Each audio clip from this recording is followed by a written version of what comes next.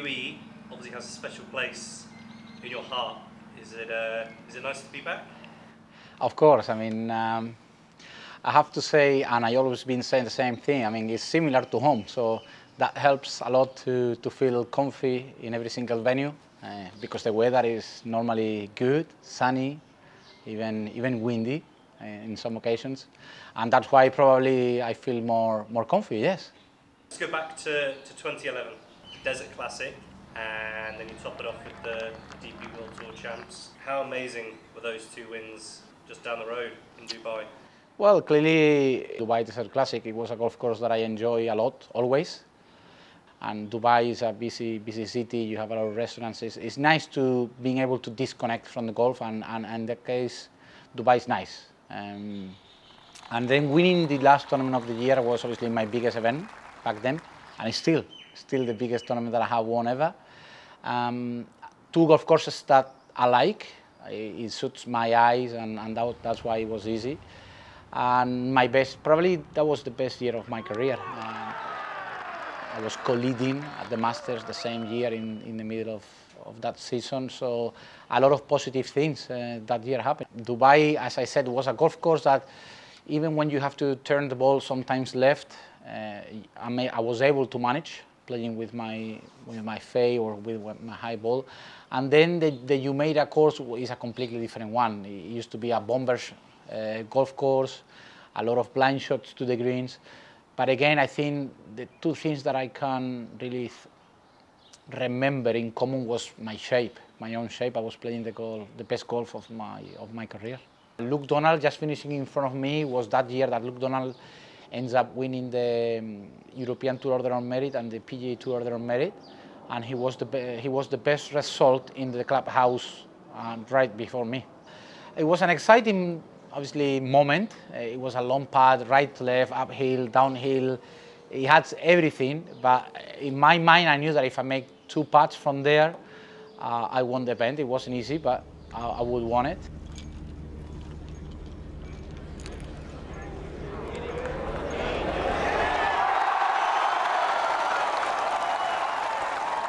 Luckily enough, the ball found the hole, and it was one of those rare moments that you can really express all the excitement that you have in a final hole to win an event. Sometimes in golf, you have to really be under control constantly of your own feelings, and you don't have the ability or the opportunity to express that kind of excitement, and that was one of those moments. After I won the second event, I ended up like, I don't know, top 20 in the world, top 25 in the world.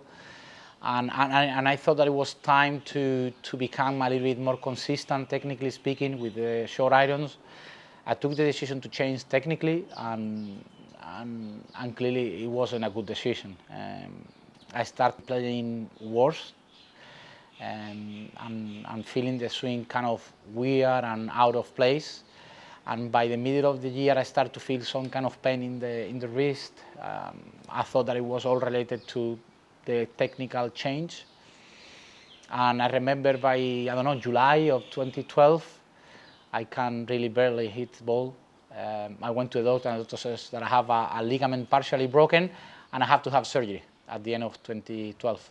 Since then, my golf never ever become the one that I used to know naturally, and to be honest, I have never recovered a golfing level as I used to play. So it has an effect that gives me a little bit of a boost to change technically, but I have to say that technical change didn't help to the rest of my career. So you know, we take decisions, some of them work, some of them they don't, and in this time, it was great to have those victories, but it wasn't that nice after that. Is that frustrating? A lot. Or is it upsetting? Does it make you angry? Everything, the full package. I have everything. I still have for some moments, but you know, in a way, I have learned to manage it. But golfing speaking, before it was, in my personal case, it was all enjoyable. You know, even when I hit a bad shot, I have the boost and my self-confidence to face the next shot as a good opportunity to hit a good one. When the surgery happened, then I came back in 2013. That situation never ever happened again. You know, I haven't been able to find my own swing again.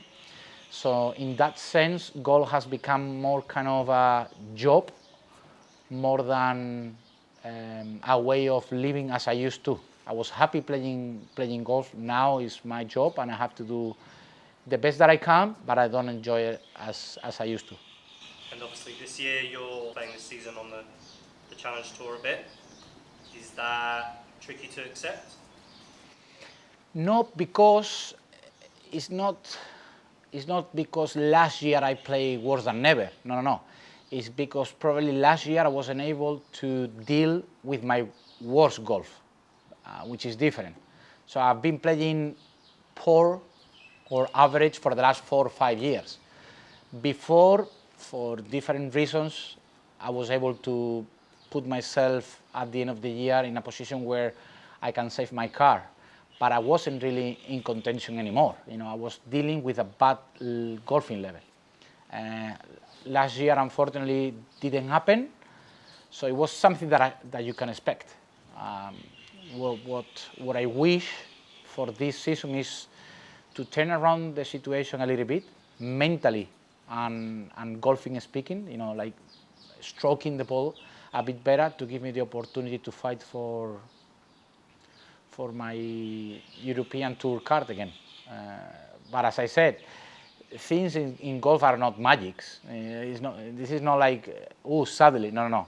You have been doing the things okay or good, and as a consequence, you have good results.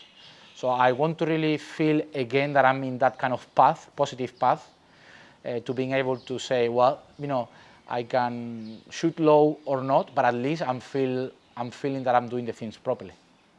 And yeah, world golf, it's in a crazy place at the moment. What's your perspective? Yeah.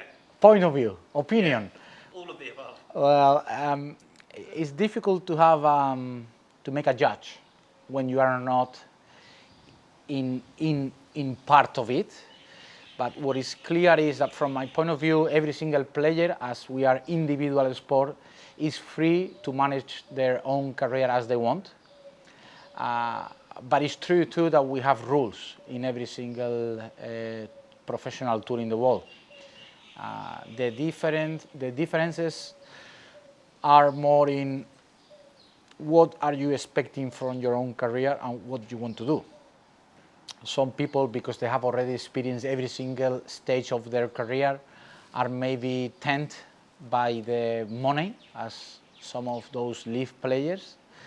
Some people are younger and they are hungry for titles and they want to stick into the regular tours.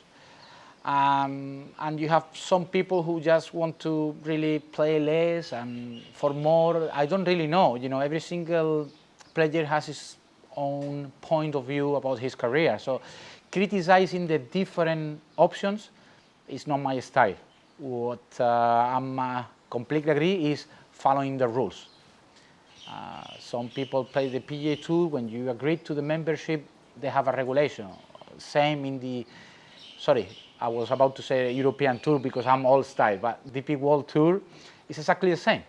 Having said that, I'm in the Challenge Tour. I don't have, unfortunately, those kind of decisions to make, and I have to deal with my own issues, call it that way.